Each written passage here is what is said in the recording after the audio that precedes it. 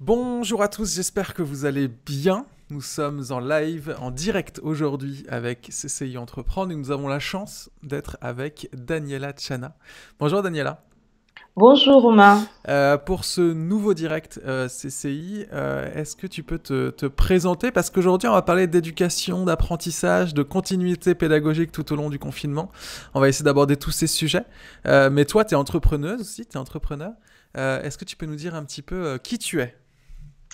Donc je suis Daniela Tiana, comme tu l'as dit. Je suis cofondatrice de la startup Bismart Edu, qui est la première classe préparatoire scientifique à distance. D'accord. Comment tu as eu l'idée de monter cette boîte? En fait, avec mon parcours de scientifique et également d'enseignante, je me suis rendu compte qu'il y avait pas mal d'inégalités dans le milieu éducatif pour intégrer les grandes écoles d'élite.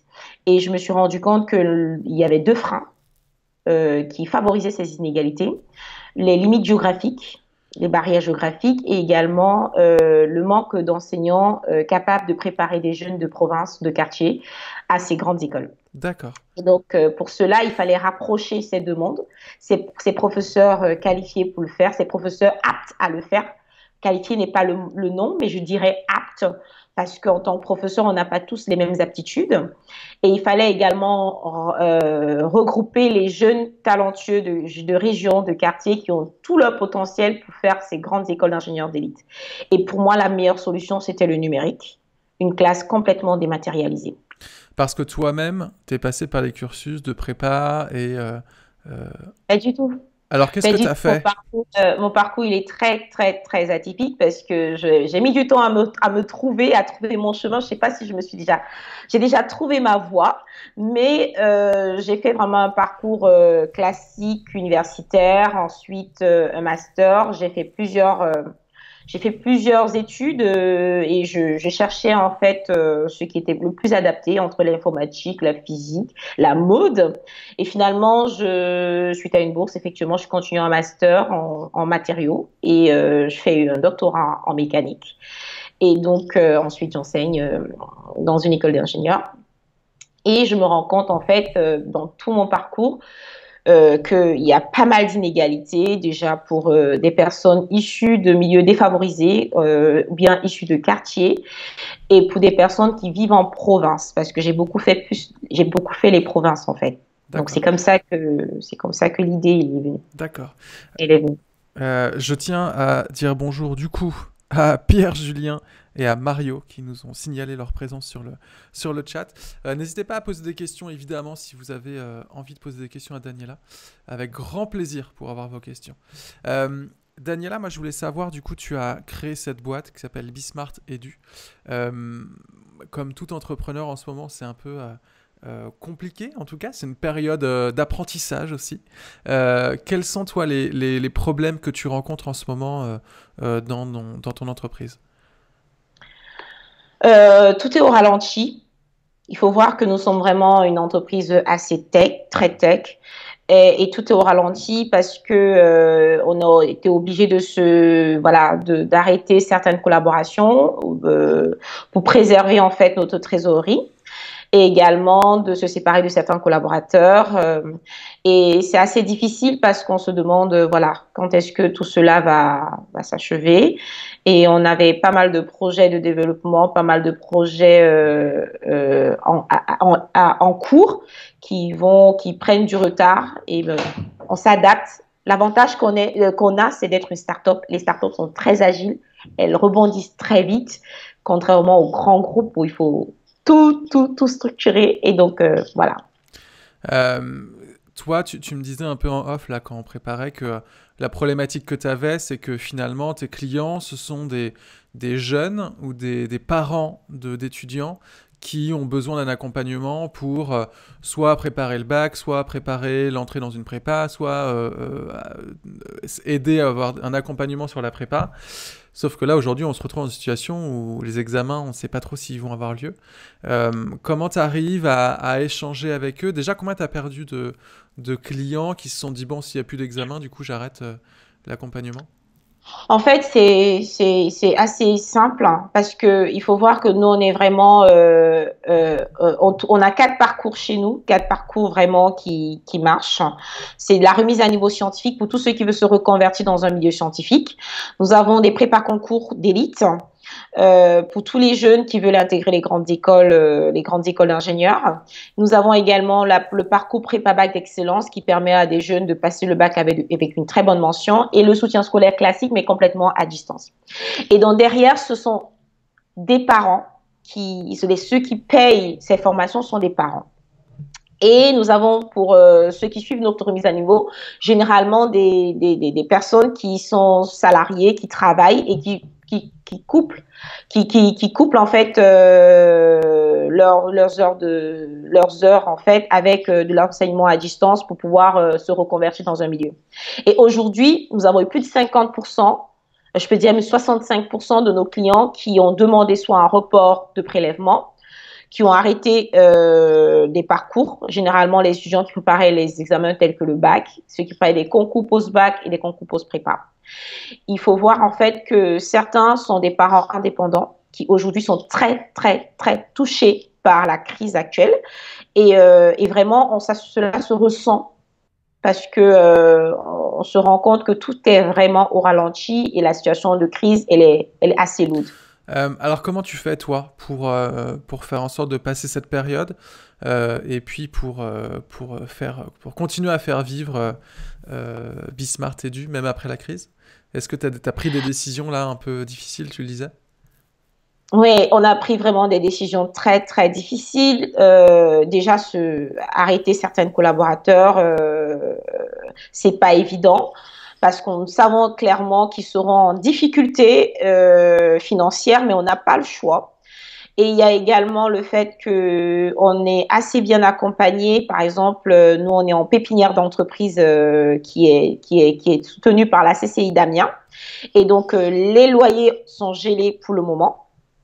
On a vu avec les banques pour avoir le report des crédits. Donc, ce qu'on essaye de faire au mieux, c'est de diminuer au maximum nos dépenses Ok.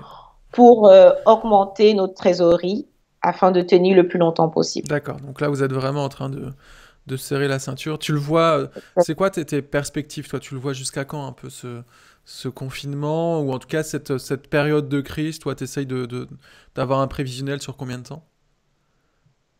Bah, aujourd'hui, nous, on est capable de tenir jusqu'en janvier 2021, Ok.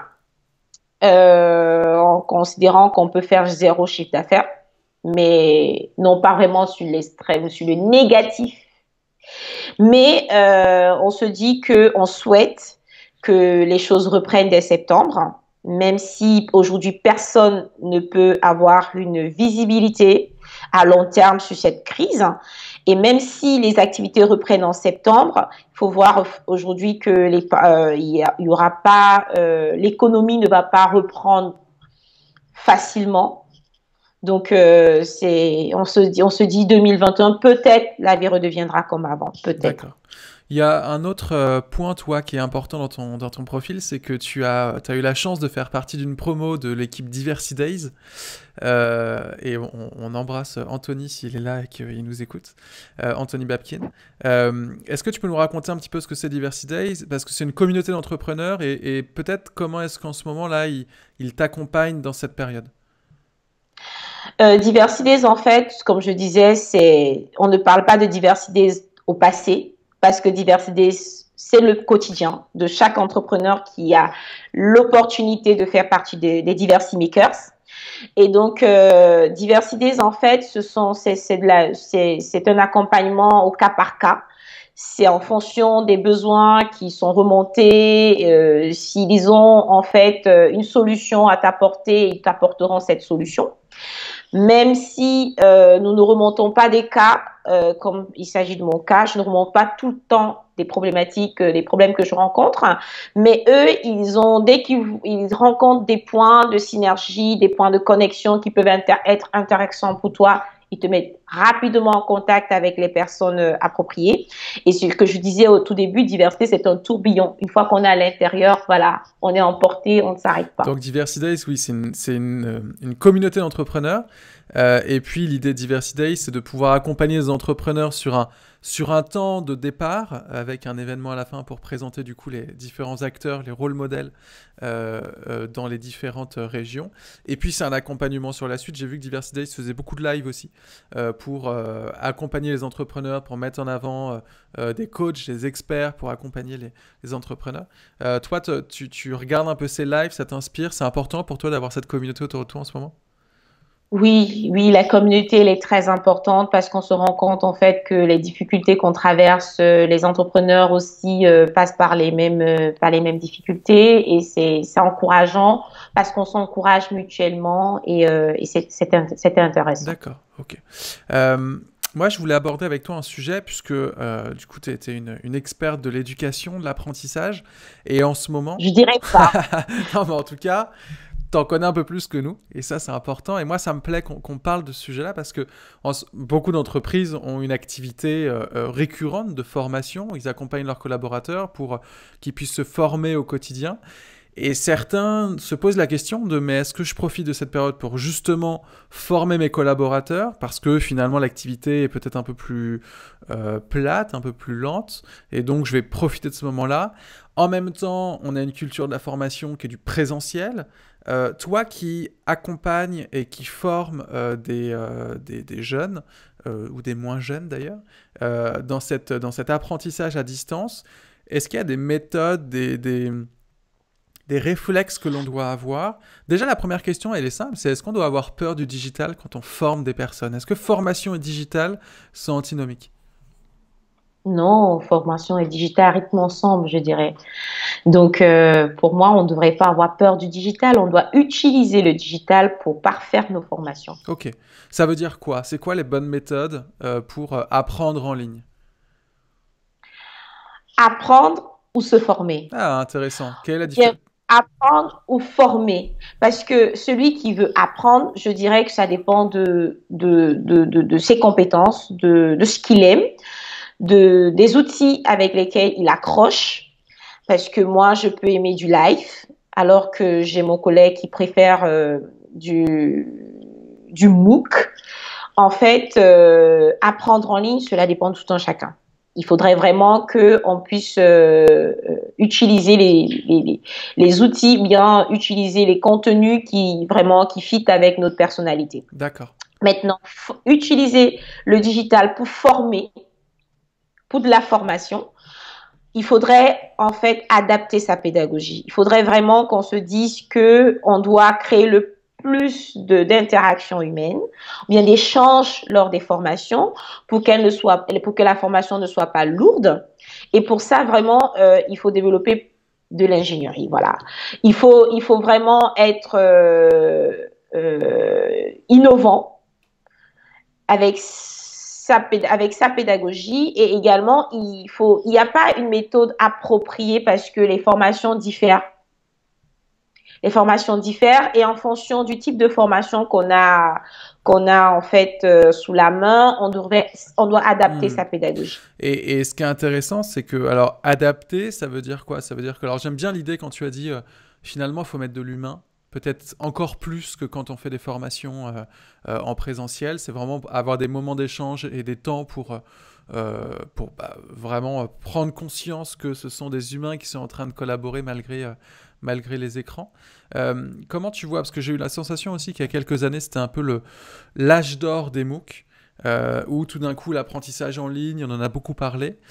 Puis c'est un peu retombé parce que peut-être qu'il y a eu un usage ou des attentes qui étaient beaucoup trop fortes par rapport à l'outil. Comment tu, comment tu vois, toi, est-ce que finalement l'apprentissage digital, c'est une mixité de plein de formats différents adaptés à des objectifs précis, mais aujourd'hui on n'a pas une culture suffisamment forte sur chacun des outils pour fixer des objectifs réalistes, et donc c'est ça un peu le problème aujourd'hui du digital et de la formation? Je pense en fait qu'aujourd'hui on voudrait avoir un seul Hmm. format. pour la formation à distance. Pourtant, en fait, c'est vraiment un ensemble de formats qui vont permettre, en fait, de fédérer et d'accompagner les personnes sur des cursus complètement dématérialisés. Le problème avec le MOOC, par exemple, à l'ancienne, c'est qu'il est assez monotone. On s'ennuie Hmm. après un certain nombre de temps.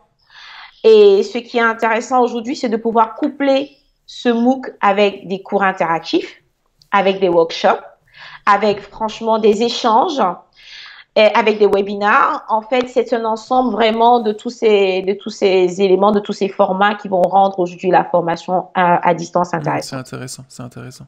Et toi, est-ce que tu as testé tous ces formats? Est-ce que tu as réussi à savoir un petit peu ce qu'on pouvait attendre de chacun des formats? Finalement, c'est du test and learn constant, c'est de l'apprentissage, et il faut qu'on puisse essayer ces outils avant de se faire une idée préconçue dessus. Je vais quand même encore éclaircir un point, c'est que ce que j'ai testé, c'est vraiment par rapport au format d'enseignement que nous on dispense chez Bismarck Edu, qui sont des cours Hmm. scientifiques. Ça peut ne pas s'adapter à d'autres types de cours, mais chez Bismarck Edu, on s'est rendu compte que tous ces formats ont une importance pour l'avancement de nos étudiants et tirer le meilleur de nos étudiants. Parce que en fonction du chapitre abordé, on utilise soit du MOOC, soit de l'interactif, soit nous combinons les deux, ou bien encore nous faisons plutôt de l'auto-apprentissage.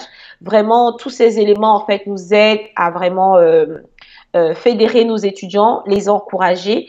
Et il faut voir également que l'avantage des cours à distance et lorsqu'on est accompagné avec de très bons outils pédagogiques, on est capable de retrouver toute l'ambiance d'une vraie salle de classe et avoir même plus de flexibilité Hmm.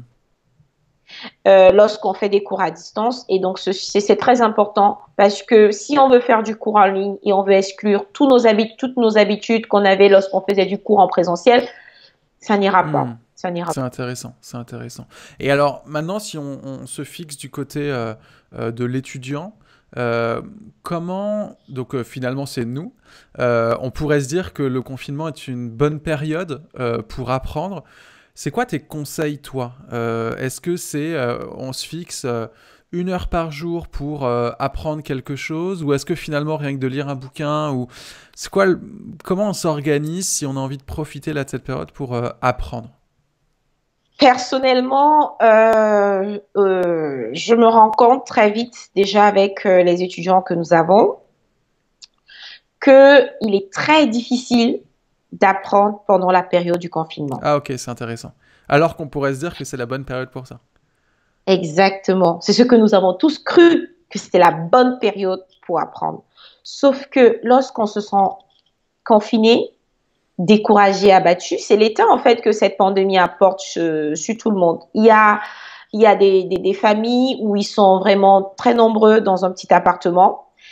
Il n'y a pas cette envie d'apprendre parce qu'on se sent étouffé, on ne peut pas sortir, il y a ce manque de liberté. Tout cela, en fait, ne nous met pas dans des dispositions propices pour pouvoir apprendre. Et donc, je dirais qu'en période de confinement, ceux qui réussissent à surmonter tout cela pour vraiment apprendre, bravo. Bravo parce que jusqu'à présent, c'est une instabilité émotionnelle que génère en fait cette période de confinement. Et déjà, il faudrait que on puisse avoir le dessus sur nos émotions pour ne pas craquer, savoir qu'on ne peut plus sortir se promener, qu'on ne peut plus en fait faire du sport, qu'on ne peut plus en fait rencontrer des amis pour tous ceux qui aiment le contact humain. Et en plus de cela, trouver les forces, l'énergie, la motivation d'apprendre, je dirais que c'est pas évident. C'est intéressant. Alors comment tu fais toi? Est-ce qu'il y a des techniques, des méthodes pour essayer de se rassembler, pour se mettre dans une bulle et quand même réussir à passer le cap? Je pense en fait que cette envie de ne pas échouer à cause de cette crise motive déjà. Moi, c'est ce qui m'anime, c'est ce qui me motive, c'est de se dire, je vais vaincre, nous allons vaincre cette crise. Et donc, avec ça, on se dit, on ne va rien lâcher, on va donner tout ce qu'on a On va se donner tous les moyens, même si le découragement survient, on s'encourage comme ça en disant cette crise n'aura pas le dessus sur nous. Et vraiment, c'est uniquement avec